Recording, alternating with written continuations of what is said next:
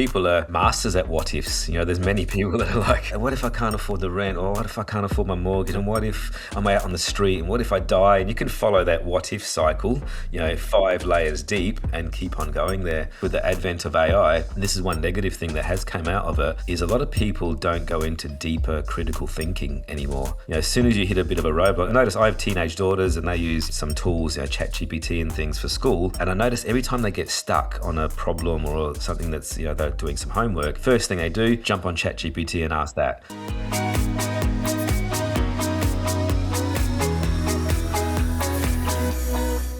Welcome to the DevReady Podcast. Joining me on the DevReady Podcast today, I have Melo Calarco. Melo, thanks for taking the time out of your morning. Thank you. Great to meet you and excited about this conversation. I am too. For those of you that are new to the podcast or don't know how I run this, I've never actually met Melo before. We've had a quick 2-second chat before the podcast just to get him up to speed. But I'll let you introduce yourself because there's no way I can do a good job on that. Sure. Yeah. So my name's Melo, of course. Sometimes people call me Melo by name, Melo by nature. I'm a mindfulness facilitator, mindset coach, high performance coach, public speaker. So I do a lot of workshops and trainings around burnout and balance and resilience and high performance. So basically really helping people and companies thrive at their best without burning out. That's the work that I do and I absolutely love it. I published this book 2 years ago, Beating Burnout, Finding Balance, which is, I'm proud to say, just won its 5th award. So it's congratulations. Heading around the world. So yeah, I'm on a mission to help as many people as possible to perform at their best without compromising their well-being. Yeah. So what got you into that space? Because that's always going to be an interesting story, I think, especially when you're in balance and burnout. Yeah, probably a long evolution of my work, but an interesting question. So I've always just helped people in the work that I do. So I've always been some sort of coach, whether that was in another lifetime, physical therapies. I've worked in as an exercise physiologist, helping people, with injuries, physical injuries. And I very quickly realized when I was doing that type of work that a lot of the people that were attracted to me and coming to me for help and support, it wasn't really only physical. A lot of it was mental work. So I followed my heart and followed my passion, and then I designed some programs to work in psychiatric clinics. So I started working in mental health clinics, and we're helping people in there for about 20 years. So then while I was working in the clinics, I was quite saddened about the state of people, suffering depression, anxiety, overwhelm. And many of these were high performers also. Many of these were corporate CEOs, athletes, celebrities even that I was working with. So then I continued to follow my passion and mission, and then I designed some programs to work in the corporate space to prevent people coming to the mental health clinic to start with. And I've been doing that again for the last 25 years, so alongside while I was doing the other work. And it just keeps evolving as I go and keep helping as many people as possible. I work with a whole range of different industries from CEOs, executives, to high-performing athletes, including Olympic athletes, to people suffering mental health, to a whole range of different people, doctors, surgeons, and across all industries. You name it, I work in it, basically. Well, everyone's affected by that, and there is, I think it's probably an increasing thing in society at the moment where there's more pressure, more burnout on everyone, and then there's a lot of unknowns at the moment as well, as we've seen in the past 2 weeks, just in Australia with not knowing what's going to happen. There's concerns about a fuel run out and all this other stuff, and there's probably a lot of pressure being added to people. Totally. And actually the last workshops that I have been doing over the last couple of months have been all about that, navigating uncertainty, navigating overwhelm. So with uncertainty comes anxiety, comes fear and all those range of emotions. And then, people are suffering and people are struggling. So I use tools of mindfulness, and I use a whole range of different techniques to help people to stay present with what is happening instead of getting caught up in all the what ifs. So, we're always living in a time of change. There's always new things happening, but I think now it's really exemplified. Very little I know about the psychology of the space, but it's more you got to have to think about what you can control rather than what you can't. Because all the things you can't control, if one of them does eventuate, you've thought about it twice, once before and then after you're dwelling on it again, probably.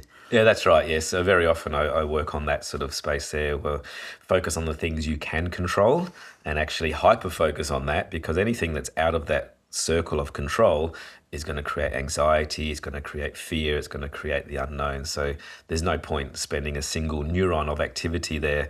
So when it comes to mindfulness, we really focus on what is happening, because we can always cope with what is. And I didn't mention before, but as part of my development and my personal development, I cycled around the world on my mountain bike. So wow. I traveled around the whole planet. Took me about 2.5 years, and I got in all sorts of situations on that trip. And you name it, like can imagine. machine guns in my ribs in Rwanda, knives to my throat, caught malaria in Africa, crazy situations up in the Himalaya and India. And if I was to set out on that trip and actually think about all the what ifs that would happen, I never would go. I never would have gone. So what I did focus on is what is happening in the moment, really immersing myself in the cultures and the different places I was in. And I always knew that I had the resources inside of me to cope with what is happening. Because if I focused on the what ifs, I never would have left. I never would have gone. So just having that trust and developing that trust within yourself. So that's what I work with, advising people to focus on what you can control and believe that you always have the resources to go through hard times. You never know how strong you are until being strong is your only choice. Yeah. And you see sort of those what ifs become sort of the foundation of that anxiety. And then if you dwell on them too much, that becomes sort of like that crippling anxiety, which you wouldn't have never pedaled the bike if you just focused there solely. Totally. And people are masters at what ifs. There's many people that are like, oh, what if this happens? What if that? What if I can't afford the rent? Or what if I can't afford my mortgage? And what if I'm out on the street? And what if I die? And you can follow that what if cycle, 5 layers deep and keep on going there. I often say, like, if I ask the question to your listeners to think about, is it possible to feel anxious and be fully present at the same time?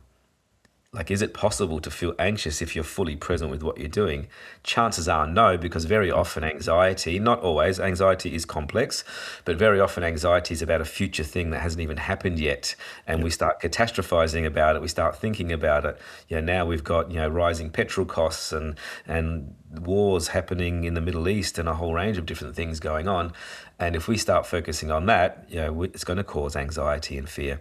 So, just focusing on what is happening in real time, and we can always cope with that. Yeah, I think that's probably a bit hard with how much noise there is coming out of the news or negativeness about just this week in Australia. Everyone's worried about, are we going to run out of fuel? There is reserves in that countries have for situations like this, but the petrol hasn't stopped. It's just been I think it's 2% or something of the world's supply is held up. Not the 20 or 30 or 40%.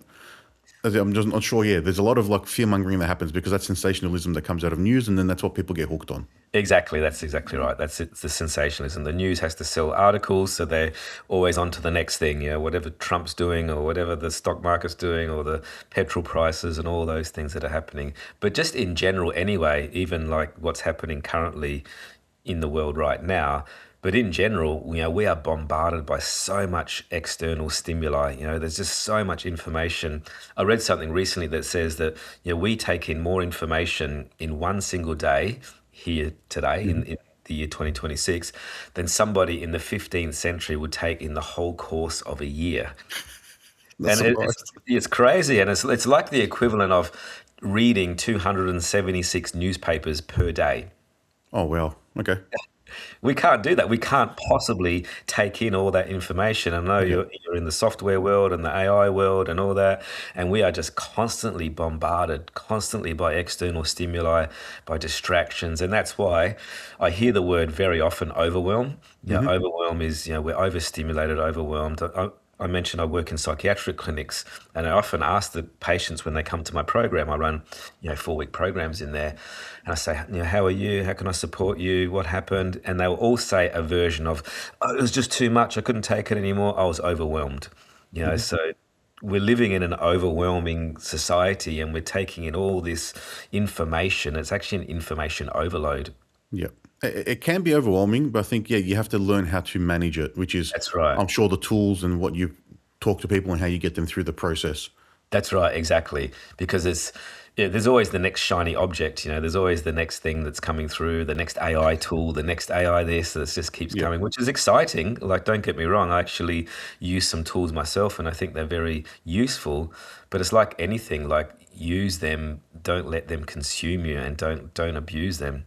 Yeah. I always ask myself this question every day when I'm working, and I work for myself, and I run my own business, and I do a lot of speaking, and I travel around the planet, actually around Australia and around the planet doing speaking, running workshops, designing workshops. But always when I'm working and I'm sitting behind my computer, I ask myself this question. I say, am I consuming or am I creating?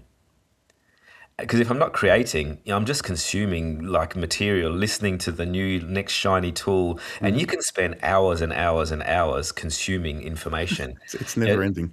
It's never ending, exactly. But don't get me wrong, consuming and learning is good. So I'll set aside some time. I'll say, okay, I'm going to watch that, that YouTube, or I'm going to watch that TED talk. I'm going to listen to that podcast. So then I am choosing to consume. I'm actually choosing to, block out an hour or something, but it's very easy to turn that hour into 2 hours, and you go down some rabbit hole, and before you know it, 4 hours of your day is gone consuming other people's information, and you're not creating yourself. So for me, the balance should be at least 80% creation, 20% consuming.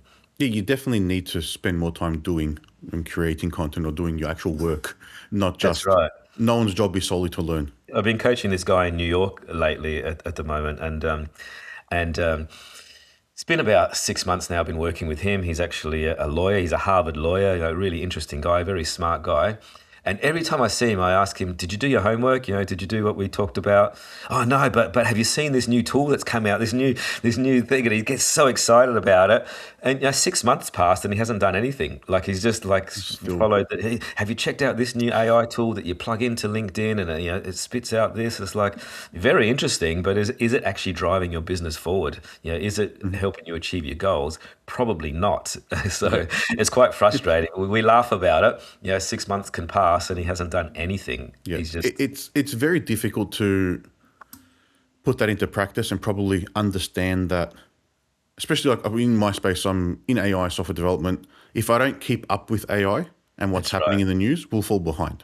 And that's probably what he feels like. But there's a difference in keeping up and understanding how to implement it and then actually implementing it as well. Like you do need to have that time. You said like that's the create and consume. Yeah.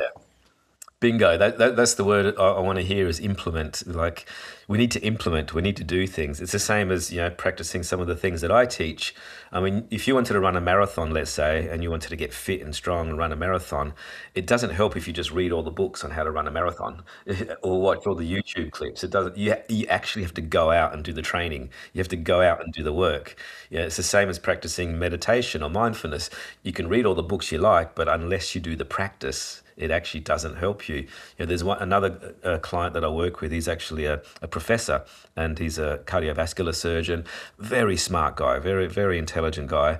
I started working with him, and it was actually his wife that called me because he was in the burnout zone. He was in full red burnout, absolutely exhausted, fatigued. And when I got the email from him and he said, I'd love to work with you, Melo, let's tee up the first session. And I looked at his initials on the signature of his email, and it was like, Doctor this, with all these, like abbreviations after. Yeah, exactly. It was longer than his name. It was like PhD, blah, blah, blah, masters in this. And I thought to myself, how am I going to help this guy? How am I going to actually coach this guy? He's far smarter than me. But it was very clear on the very first session that we did, because he was in the red zone, the very first session, I said to him, we should do this. He goes, Melo, I wrote a book on that. Melo, I wrote papers on that. Melo, I've written 62 research papers on that subject. Yes, it's very clear that you know it, but you obviously aren't doing it and practicing it, because he was far red. Like I said, he was actually not sleeping. And yeah, knowing the theory is one thing. Like I find I can understand as much as possible, but unless you start doing it, you don't know how it's going to work or what the implications of it are. And then the way I interpret things is once you start doing it, you start making other connections to things. So the more information you have or the more different domains you know information about, you can draw from different things and make new connections or understand how something should work for you or in that industry or whatever it may be. And I think that's probably what he's done. Yeah, I'm the expert in it, but he's not actually living it. That's right, exactly. You have to do that first thing to get the momentum. And what we did was we basically reclaimed his 101 self-care practices, like absolutely making sure he's sleeping well, making sure he's eating well, making sure he's exercising. Because very often when we get stressed and we get busy and we get overwhelmed, we let go of those things that actually serve us the best. I'm too busy today. I can't be bothered going to the gym, or I haven't got time for a walk, or I'll just grab takeaway because I just can't even think about cooking, let alone cook.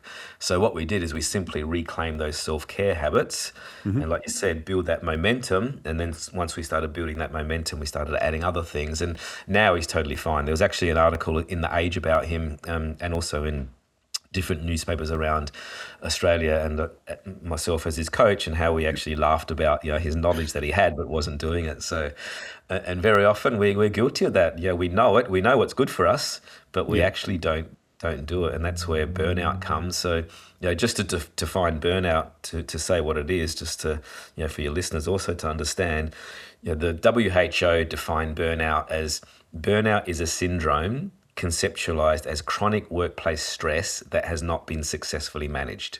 Okay.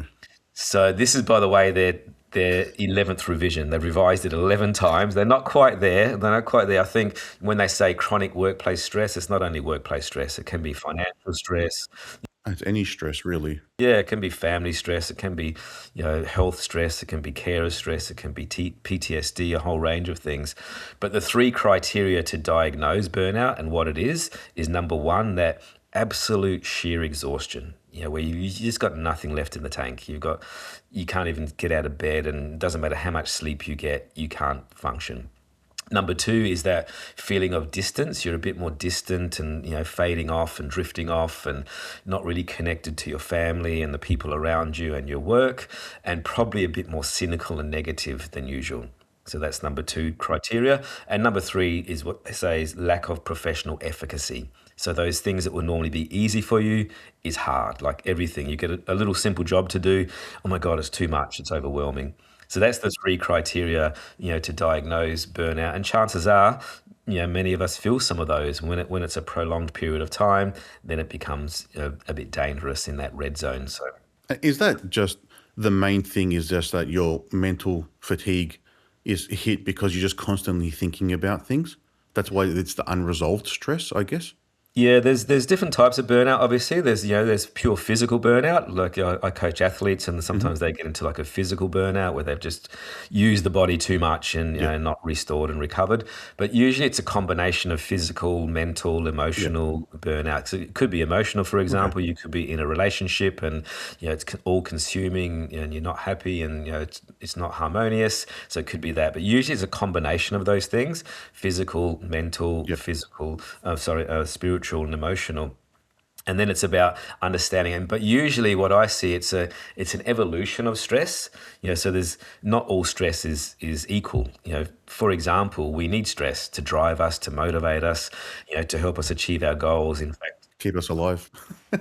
Yeah, to keep us alive, we need stress. If there's no stress, there's no performance. We need to perform at our best. We need a little bit of stress just to drive us to optimize our energy and our drive.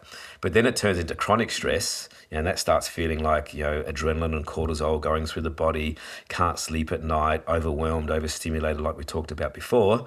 And then the tipping point that I see is when it turns into what's called allostatic stress. I'm not sure if you heard of that term, allostatic stress. No, I haven't heard that one before.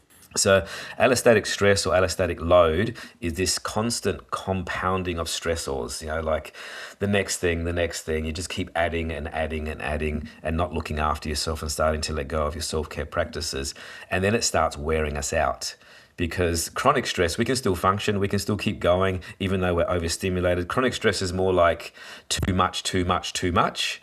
Whereas allostatic stress is more like, I'm tired, I'm exhausted, I've got nothing left, I'm starting to get a bit fatigued now, because it's starting to wear us out. The adrenaline and cortisol in the body is starting to tire us out. We're not sleeping at night. It's having a compounding effect. And then the end result is burnout. And when you're at burnout zone, you are no longer functional. You can't function at all. Like just a simple job you couldn't do. So it is this compounding. And very often, like when I did interview for the book, very often we don't notice it until it's too late.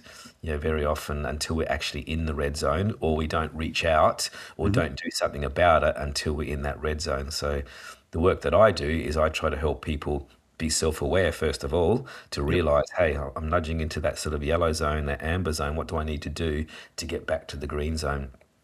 And a lot of that is then just without knowing the space and probably simplifying it too much. It's more just managing your thoughts and then the tools to manage it in a Well, really simple way of yeah, explaining it. that's part of it. Yeah, that's part of it. Yeah, and I also like to simplify it, like to simplify the complex. So thoughts are one thing. So very often when it comes to mental health, and especially mental health issues, it's often our thoughts that are overtaking us. So I like to share that you are not your thoughts. Like thoughts are just thoughts. That's all they are. Because if somebody comes up to me, especially in the mental health clinics, if somebody comes up to me and says, Melo, I'm anxious, or Melo, I'm depressed, or Melo, I'm scared, as soon as they say I am plus the thing, Hmm. I am anxious, I am scared, I am depressed, they are then identifying with their thoughts. Yep. Yeah, their thoughts have become their identity. I am anxious. Hmm. But thoughts are just thoughts. That's all they are. It's what energy you give that thought. Yeah, we have over up to 60,000 thoughts per day. Yeah, and of those, yeah, it's crazy. Sometimes even more, and especially in this overwhelming world, I'd say it's even nudging into hundreds of thousands of thoughts per day. But of those thoughts, 95% of those thoughts are the same ones you had yesterday and the day before and the day before. They're repetitive thoughts. Okay. And 80% of those thoughts are usually negative. So it actually takes more work to think positively than it does to think negatively. It's easier to think negatively. It's part of what we call a negative bias. We look at the world with a negative bias. We look at the world, it keeps us safe. Yeah, we're looking for danger. We're looking for fear. Yeah, so yeah, it's probably part of the like fight or flight. It's more the protective, like the lizard brain part of us, That's right. Exactly. as they say. Exactly. So 80% of our thoughts are negative, and usually the first thought of the day is a negative one. Oh, it's cold outside. I can't be I don't bothered. want to get up. Yeah, I don't want to get up. I don't want to go to work.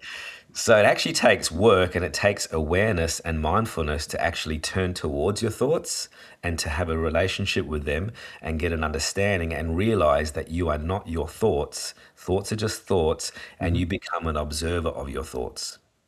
You start Okay. observing almost like a third party, and you Yep. start realizing, hey, yeah, every time I watch the news I get this fear or this thought, or every time I do this I get that. So you start recognizing your thoughts. So it is, in some ways it's turning towards your thoughts and not pushing them away. Very often people will distract themselves, so they're having an uncomfortable thought or they're not feeling good, or they're starting to affect their mental health, and they'll just do something else. They'll distract themselves with something else just to push that thought away. Yep. But my invitation is actually to lean into your thoughts, develop a relationship with them, get an understanding of them.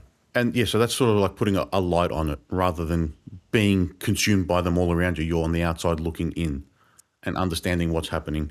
And then on the emotional and spiritual side, I'm guessing that's probably being invested into a certain situation where it's not being reciprocated. And then you're consumed about what ifs on the other side and why is it not happening? If I keep doing this, what's going to happen? So on. That's right. And very often these what ifs aren't even true. Like we create them in our mind. Like we're really good at Yeah. creating a story around that. What if, myself as a public speaker, for example, I'm often going on stages with 100 people, 500 people, 1,000 people. Imagine if I thought every time I'm about to go on stage, oh, what if I trip over on the way to, the microphone, or what if I forget my lines, or what if somebody asks me a question, or what, and I can't answer it, and what if, what if, what if, what if? Hmm. Like, imagine I thought of that every single time that I go on stage, and it doesn't serve me well. What that does then, that what if thought will actually start creating an emotion. That emotion being fear. Now I'm scared to go on stage, and Hmm. that starts to create anxiety, and then that starts affecting me physiologically and psychologically. My shoulders are tight, my chest is palpitating, my heart's beating. So it's not going to serve me well. You can actually change that just by your thought patterns. So if I think, instead of saying what if plus a negative, what if I trip over, or what if I forget my lines, if I say what if plus a positive, what if this is going to be the best talk I've ever done? What if this is going to be like just an amazing, I get a standing ovation and everybody loves it and they walk away with some really good tools. So then I change that thought pattern to a positive thought pattern. And instead of feeling fear, I trust now that I got all the resources. I trust that I know my lines. I trust that I have the knowledge and skills to deliver this talk. And then instead of feeding the anxiety, now I'm feeding excitement. Now I'm actually excited about going on stage. So then I've changed the physiology and psychology of my body. And by the way, the same feelings that you have with anxiety are very similar to the same feelings you have with excitement in the body. You're still going through a bit of a fight and flight response. You still got adrenaline and cortisol, but the only difference is the mindset.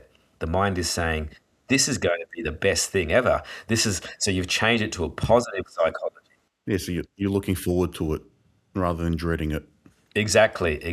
And all of that's just happened in the mind. Imagine a marathon runner or a sprinter thinking that every time he runs he's not going to win, or he's going to lose, or he's not going to do well, or he's going to trip over. So all of it is a thought pattern. So we need to turn towards our thoughts and reframe our thoughts positively.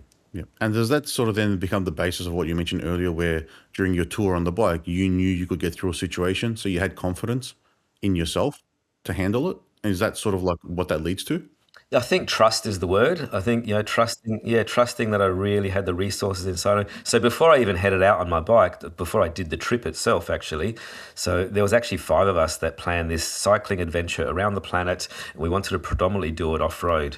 And we got all the maps out. Back in the day, there was the paper maps, and we got the Michelin maps out. We had Africa and India and Asia and China. And we were so excited. I was like, this is exciting. But as we kept planning the route, and we wanted to do it predominantly off-road, every single one of my friends backed out on me. They actually bailed. They said, no, this is dangerous. It's too. They got into the what ifs. What if I get sick? What if I catch whatever malaria? What if I get whatever? So they bailed on me. And so I was put in a situation, was like, okay, I either believe in myself and go for it and go solo, or I actually join them and actually bail. So I chose to go solo, and I'm so glad I did, because it became my trip and became my journey. So going back to that word trust, so what I did before I went out on the trip itself, is I actually trained myself to get stronger in different situations, in different weather conditions. So I'd get on my bike and I'd load up my tent and everything, and I'd go head out for training rides. And sometimes it'd be through the desert of, the outback of South Australia, or, the middle of Australia, or sometimes it'd be in a storm, or sometimes it'd be in conditions, and I'd purposefully put myself in different weather conditions. And I'll just share a quick stories with you here. So one particular weather that I was looking at, I wanted to test out my new equipment. I had all this brand new equipment. I wanted to test it out, and there was a storm forecast for the area. I thought, cool, let's go out and test out my stuff in this storm. And I was really excited about a brand new lightweight tent. It turned out to be more than a storm. It turned out to be a cyclone. So I was in a situation where I was riding my bike, and it was freezing cold. I was having cyclonic winds coming towards me. My fingers were turning blue. I was becoming hypothermic. I was in a really bad situation. And then I actually got hit by a tree. There was big, massive gum trees being uprooted in the area, and a tree hit my bike and me, and it damaged my tent, it damaged my cook set, it damaged my pannier on the back of my bike, and it also injured my leg. So I couldn't ride anymore. And I looked around the area, and it was like, there's just nowhere that I can shelter externally. There's nothing. My tent's damaged. There's nowhere I can shelter. And it was absolutely pelting rain. Like I said, my fingers were turning blue. My lips were turning blue, getting into sub-zero temperatures. And I, in that moment, thought, well, there's nowhere to actually shelter externally. The only thing I can do is go within. And I've been practicing meditation for many years, and I actually practice internal martial arts, Tai Chi and Qigong and Kung Fu. And I remember a breathing technique that my Tai Chi master taught me that can actually raise your core temperature from the inside. So I said, I'm going to give that a try. So I tried that, breathing technique, and I did notice that after some time, I was starting to feel warmer again. I got one of those emergency blankets, I wrapped it around me. And to cut a long story short, I actually meditated for 12 hours from dusk all the way through to dawn. And I was in the middle of a storm, in the middle of nowhere, far away from any help and support. Trees were coming down around me. It was pelting down with rain. But you know what? I felt totally safe, totally secure, totally warm, no problem at all. I managed to make it through to the morning, and then I fixed up my bike, and then I went on my journey. So that incident that happened to me, it was quite life-threatening, but that gave me the trust. Going back to the word trust, that gave me the trust and the belief to know no matter what happens to me on this trip, I can always find those resources inside of me, always. They're always there. You just need to tap into them. And that's where, like I said, I was in all sorts of situations, machine guns in my ribs and all sorts of crazy things. But I always believed I had the trust. So, and everybody listening today, you've all got it inside of you. Sometimes we don't know it until we actually need it, and then we can tap into that. So doing that self-development work is always worthwhile. Yes, you need to believe that you can persevere through a situation, because if you hadn't had that experience, would you still have gone on the journey knowing that you could do it? Because like that was like the tester. That was a tester, yeah. It turned into the tester for the actual trip, effectively. It was. I didn't mean it to be. I didn't mean it. Yeah, it just happened. It just happened because I was caught in this crazy storm. Yes, I still would have gone on the trip because at the time I was just, looking for a bit more in life, and I wanted to, travel and see the world. And most of my journey was living with Indigenous people. So I was always staying with Indigenous cultures. I learned a lot from that, but also I was staying in monasteries and temples and churches and whatever religious practices were going on in that area. So I was really keen to learn and understand more about that. So, and that sort of is the premise of the work that I do now. So now all those lessons that I learned on the road about resilience, about trust, about belief, about rising above adversity, about going through challenging situations, I share those stories and those experiences in the boardrooms, on stage, because everybody has those capabilities inside of us. But very often when we're bombarded by external stimuli, we forget about that. And we don't. Well, it gets awash in the noise. That's right. That's right. And I have noticed with the advent of AI, and this is one negative thing that has come out of it, is a lot of people don't go into deeper critical thinking anymore. As soon as you hit a bit of a roadblock, I notice I have teenage daughters and they use, some tools, ChatGPT and things for school. And I notice every time they get stuck on a problem or something that's, they're doing some homework, first thing they do, jump on ChatGPT and ask that. Instead of going into their own critical thinking and their own deep thinking, I try to encourage them as much as possible to do that. But I have noticed that when you get to a sticky point, I'll just ask ChatGPT or I'll ask whatever it is, because we don't do that deeper seeking and deeper, looking inside. Because, when I'm coaching somebody one-on-one, I actually look for those sticky points. I actually, we'll be having a conversation and I'll be asking questions. And when someone gets stuck and when someone goes silent, I know they're about to come up with something that's like awesome. When the next thing that comes out of their mouth is going to be a revelation. It's going to be like a breakthrough. It's going to be, but you have to get to those stuck points. You have to get to those sticky points. And usually I look for about 2 or 3 sticky points.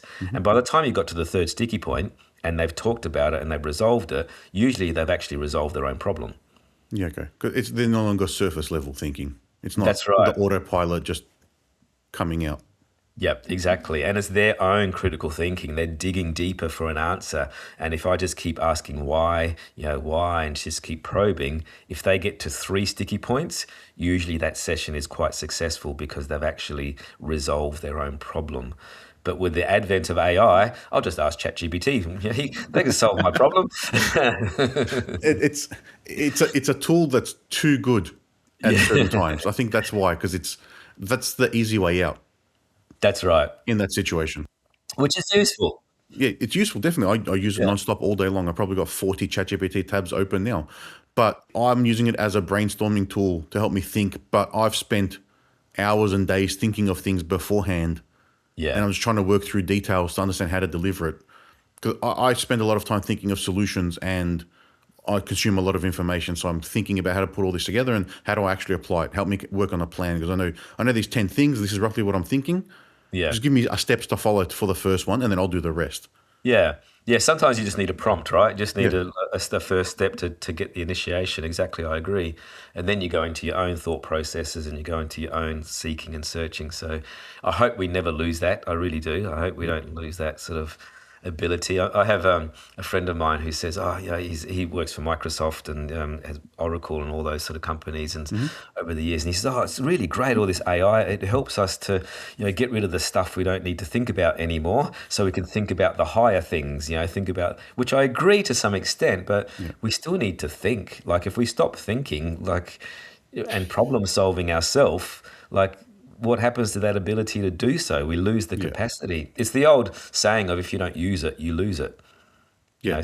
So we still need to think, and we still need to use our prefrontal cortex to problem solve and plan and decision make and all those sort of things, and logically, analytically think. Don't rely on other tools to do it all for you. The way I used to describe it when it first came out was I had less like brain damage at the end of the day. So Yeah, when you're in deep thought all days, I'd be designing systems or solutions. And when you're focusing very intently for 4 or 5 hours, then you have workshops, you're just like, you're fried. That's the best way I can explain it. Like your brain yeah, just doesn't work. I stopped having that every day. yeah, And now it's yeah. transitioned into I'm getting fried from just trying to learn too much. That's right. Is when does it stop? And like you, I'm not sure how you keep up with it. Like there must be Oh, I, you go to bed at night, you wake up in the morning, and there's a new thing, right? yeah, I can tell you my process. So I will listen to podcasts off YouTube or a normal podcast at any opportunity. So Yeah, doing something in breakfast, earbuds in, and I'm listening to some news that's come out overnight because there's always something new. So this morning there was a video on one of the guys was touting that the AI has become self-aware because during a benchmark test, it figured out that it was being benchmarked through the type of question that was asked. Then it went to find out on the internet what questions there were and to answer the question. It's not self-aware. It's just got tools to do web search. So all right, I have to understand that, and then I'll be working all day. My son will have soccer after. If there's no one to talk to, I'll listen again. Otherwise, that'll be that, and then I'll start working again at night, thinking about what I'm doing, and then start again. yes, So it's just yeah. nonstop. I consume 6 to 10 hours of content a week, just trying to understand what's happening with AI. Yeah, yeah, because the market changes all the time, doesn't it? There's And new. then my creation version of that is then I'll record a video at the end of the week and I'll share it with the team. This is everything I learned over the past week from all those videos. Great, yeah, So at least there's a little bit back, and then that helps me like solidify what I've thought about. yeah, to process it and to Yeah. think about it. And That's then in great. between, when I'm not listening, I'm thinking about either what I'm doing at work, what I'm going to do tonight, what I learned, or just trying to put it together. So that doesn't Yeah, stop. yeah, that's good, and it doesn't stop exactly. And Yeah. that's the thing. What do you do to switch off? I enjoy doing that, so that I don't Yeah, find that as much of a problem. But that's where my brain goes, is in the thinking and all that stuff, rather than what if. I'm not yes, thinking on every day, what if AI comes and takes our jobs? I'm a no, software developer. If AI is going to write all the code, what are we going to do? I'm not thinking yeah, about that every day. I'm thinking, all right, I know I can do this now, so I'm trying to come up with a solution or working on things that will help us ride this wave, not yes, thinking about what the negatives are of the wave. yeah, because you're on task, right? That's I'm why. trying, yeah, that's Yeah, me focusing now and saying, all right, I know I've always been confident saying, all right, even if I walk into a meeting, I didn't know what I was talking about, I can talk about it with confidence, then go back and figure it out. yeah, So I'll know yeah. we can deliver. So that's the Yeah. trusting myself to being able to deliver it. Yeah, and that gives you a reward. You Yeah. feel good about that, so that's your joy, and you love doing it, which makes sense. But there also needs to be some sort of off button eventually. Yeah. And yeah, there And must be. that's, you spend time with the kids, spend time with Yeah, your wife, and then exactly. I try not to think about too much. Or we have the little nightcap at night, we'll sit down and we'll watch a TV show. And Yeah, then no, that's try to focus on that. yeah, because we're not machines. We can't just constantly No. be digest. There's Yeah. many clients that I work with. I work with a lot of doctors and surgeons and a whole range of clients, and they work 80-hour weeks. Some of them they're crazy, 60, 70, 80-hour weeks.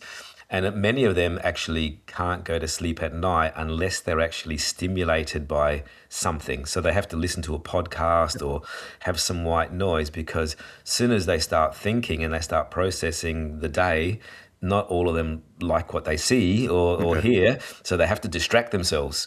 And it's a big challenge of the world now, because we're constantly plugged in. We're constantly on call. We've got telephones and devices It's plugged nonstop. in all around, non-stop, exactly. So we all got mechanisms to switch on. We can all switch on for work, Yeah. but we also need mechanisms to switch off. Yeah.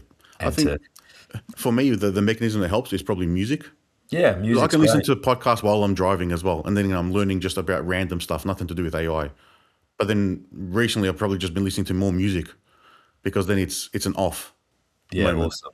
Yeah, that's awesome. So whatever it is, listening to music, playing music, or just going for a walk, we all need off, because we cannot be on. And the reason I say that is because I see it in the work that I do. When people do reach out to me, they're usually in the orange red zone. They're exhausted, they're fatigued, because you can do it when you're younger. You've got the energy, you've got the Yep. vitality, you've got the capacity, but eventually it starts wearing you out over time. Yep. And so we need mechanisms to be both on and off. It's basically what's called the sympathetic nervous system and the parasympathetic nervous system. So the sympathetic nervous system is when you're on, your fight and flight response, you're thinking, you're planning, your brain's in what's called beta mode. That's great. You need that to function during your day. But we also need to give the nervous system a bit of a rest and digest in the parasympathetic nervous system. So switching off, listening to music, doing meditation, going for a gentle walk, or just sitting out on a bench outside and doing nothing for 5 minutes. We need that balance. Otherwise, the end result is burnout and fatigue and exhaustion. Yeah, you can't be at 100% nonstop. Like recently, I've been staying up at night to work on AI stuff. That's not part of the day job. So that's the experimenting and other stuff, because otherwise it takes time away from the stuff that actually generates the revenue. Yes. And doing that, in my head, I've said, all right, it's 3 or 4 nights max a week. Yeah. Because you can't do it every night. So I need more sleep on some nights just to make it even. That's right. I can function pretty well on 6 hours, but some nights you need more. And then I've got a rule where it's all right, 3 or 4 days, and then I'm done. Yeah. So you have to put some boundaries in that. Like sometimes you need to perform, sometimes you need to do more. Like a doctor, sometimes they have a 2-hour operation that turns into a 6-hour operation. But then they have to bounce back from that on the other end, where they have to then have rest that next day if they can. And it becomes dangerous when you start doing it, non-stop, and then you just can't switch off. And then it's a bit like those, those NutriBullets. So those NutriBullets, so you put all your smoothie in there. So that NutriBullet is designed to oscillate at a very high frequency, to mash up all that, fruit and things that you're putting in your smoothie. Same as the brain, it's what's called the amygdala. The amygdala, the stress center, that operates at a high frequency. But what happens if you leave the NutriBullet on for 5 minutes or 10 minutes? It burns out, right? Same as our brain. It's not designed to be on all the time. It's not. You cannot, without consequence. So, lacking sleep. Yesterday I just did a seminar on sleep, and I asked the question in the room actually, and who gets by on 5 or 6 hours sleep, I asked, and 90% of the room put their hand up. And for me, the key word is get by. Do you want to just get by, or do you want to like thrive? And when I'm coaching athletes, for example, they are awesome at sleep. They get 8 hours, sometimes 8.5, 9 hours, because they know they need to fuel their performance the next day. And that's the first thing you get right. Typically, if you get your sleep right, everything else will fall into place. Because it doesn't sound like much, I'll get 6 hours here, there, but it has a cumulative effect over time, and it starts compounding, and then your body starts making less repairs, your immune system gets compromised, your brain's always thinking. So optimal sleep is 7 to 8 hours. So reclaim that whenever you can. Okay. Yeah, you can't. I know you can't make up for lost sleep. That's the thing. It's what everyone thinks. Yeah, I'll sleep in on the weekend and it'll fix the rest of the week, but it doesn't work like that. For me, it's just as long as I know there's all right a boundary on like 11:30 or 12, all right, and then I'll go to bed and I'll get up at 6. I know there's at least a good 6-hour block in there, and then other nights I'll be in bed at 10. Yeah, perfect. And then that makes it up. So I've set boundaries for myself because I know that I can't do it 7 days a week. Something has to give somewhere. You can't be on all the time, like you said. Yeah, that's right. Exactly. A lot of people say, I'll catch up on the weekend and whatever, but you don't catch up. There's never a catch up. Yeah, exactly. And the work that I do, my big message is how can you incorporate recovery in your day every day? So you come to work, you do your work for a few hours, you have a rest, a little break, you do it, and you just keep doing that through the week. So that way you get to the end of the week and you're not tired. You get to the end of the day and you're not tired. So how can you incorporate recovery, short little bursts? So the research says that we can only really optimally work at our best cognitively, our brain function, for periods of around 90 minutes to 2 hours. Okay, I thought it was less than that. From when I remember studying at exams and reading something, I thought it was like 20 to 30 minutes. Yeah.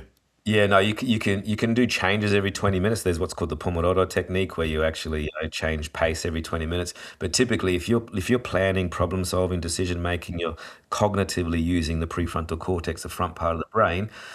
90 minutes to 2 hours, you start fatiguing after that period. So you start making mistakes or making errors, or you just can't get the answer. So you're better off stopping for 2 minutes or 5 minutes to make your next 2 hours more constructive. Yeah, okay, that makes sense. Yeah. That makes sense, especially with workshops, because after 2 hours your brain starts drifting.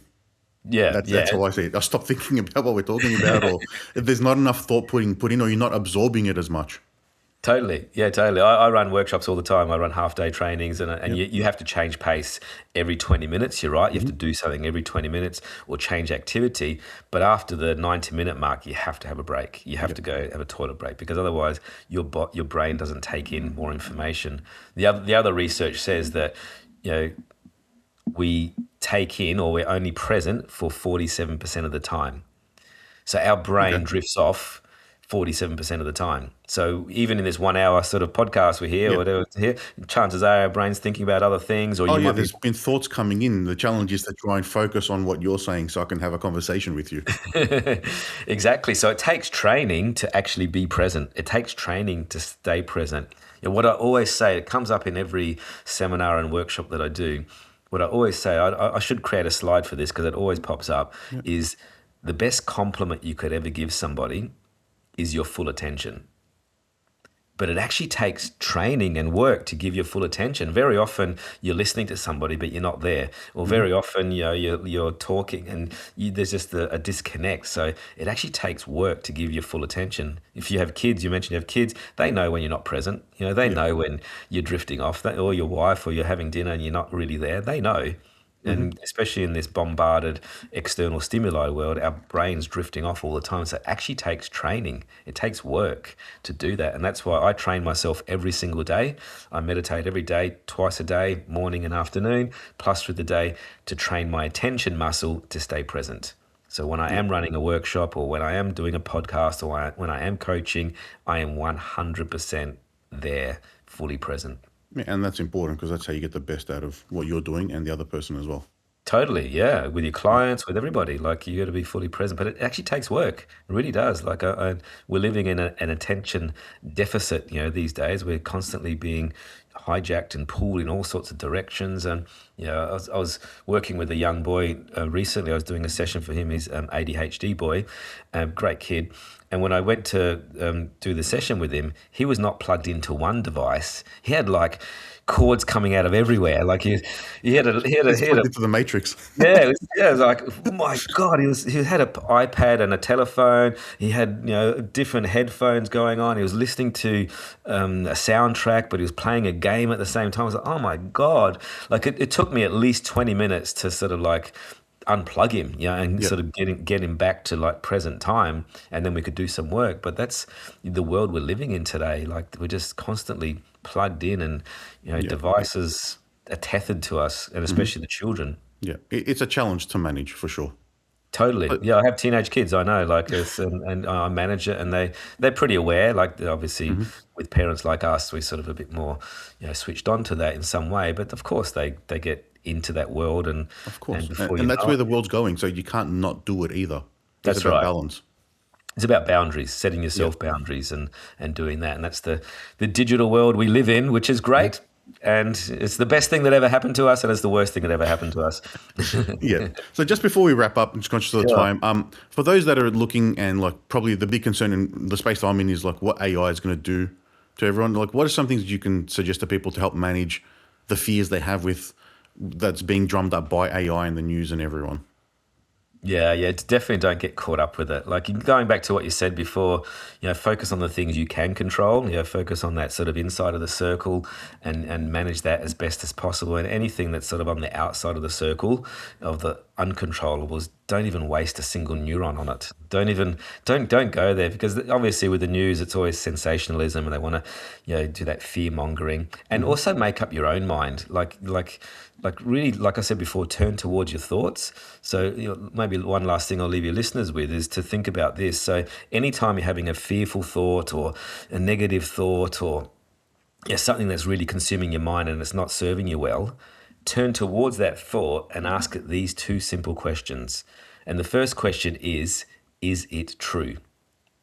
Yeah, so if you're starting to go down that what if rabbit warren, or what if this happens, and what if AI does this, and what if, ask it, is it true? If it's true, you can do something about it. You can take some control, and you can put some control measures in, or mitigate risk, or whatever it is. But very often, and I know this in the work that I do, 99% of the time, it's not true. It's not. Like for me, going back to that example of I'm going to trip over on the way on stage, is that true? No, it's not true. I'm going to forget my lines. Is that true? No. So very often we feed it and we believe it. So number one is it true? That'll catch like 90% plus of negative, unuseful thoughts. The second question to ask it is then, is it useful? Is it useful me consuming my mind with all this stuff? Is it useful me worrying about this? Is it useful for me thinking about I'm going to trip over on the way to stage? Is it useful? Chances are it's not. So sort of become your own sort of analyst in a way, your own little like scientist. Like, is it true? Is it useful? If it's not, just let it go. Don't spend one single neuron of activity on it. It's not worth it. And you focus on what you can control. At the end Yeah, of the that's day. right. And turn towards that and do, and like you said before, I like what you said before, take action and implementation and like move forward with your own stuff. And when you're focusing on your own stuff and you're really focused on your work, that stuff just fades away. It's Yeah, not you don't even have there. time for it. No, there's no time for it. Exactly. Like it's usually the people that are, sort of doom scrolling and whatever. They're not focused on what they're doing. Yeah. So going back to focus on what you are doing, and then that stuff is just there's no time for it. Don't waste a single Yeah. ounce of energy on You've it. only got X amount of time, minutes, hours in a day where you can decide what you're going to do. When you're at work, you don't decide. You're working. When you're home, you're home. Like, so you have to choose how you're going to divvy up that time. And That's right. you have to allocate It's it the way you need. You may need, all right, choice. 15 minutes of doom scrolling. There's nothing wrong with that. Yeah, Don't let it yeah. be the 100% of all the time you have. That's right. It's a choice, and making more choices in the way, making more valuable choices, and turning towards it. But the first step is awareness. You can't change what you don't notice. Yep. So you don't notice I've just spent 4 hours on the telephone. How did that happen? I was at the gym yesterday, just in doing a workout, and I looked around, and everybody on those machines in between sets was on the scrolling. Like they do a set of something and then they jump on the telephone. And a lot of them didn't notice that they were there for like 15 minutes. Oh, okay. Yeah, like they don't realize. Holding up the bench or the equipment. Totally, like they're just not aware. They don't notice it because they jump into some YouTube clip or some silly thing on TikTok and they're in there. They don't notice it. So you can't change what you don't notice. So again, for your listeners, the first step is self-awareness, like noticing it. I notice that I spend a lot of time consuming and I'm not creating. So going back to that, hopefully that's helpful. Yep. I think it definitely is, and there's been a lot of points you've raised in this that I think that'll help someone listening out there. If not, I can take a few things away myself anyway. Awesome. Yeah, awesome. Well, Melo, if anyone wants to find out more about you or get in touch, how can they do that?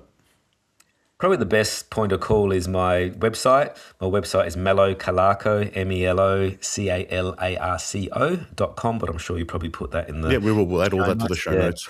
And then obviously the book's always a good resource, Beating Burnout, Finding Balance. There's lots of cool tips and tricks in there to help and support you. So yeah, happy to support wherever I can. Awesome. Well, like I said, we'll put all that in the show notes. And thank you so much for your time today. It's been a really insightful chat, and I didn't know where we were going to go, but I think it's ended up being a really good one. Awesome. Yeah, me too. Thanks, Anthony. Thank you. Much appreciated. Take care. You too.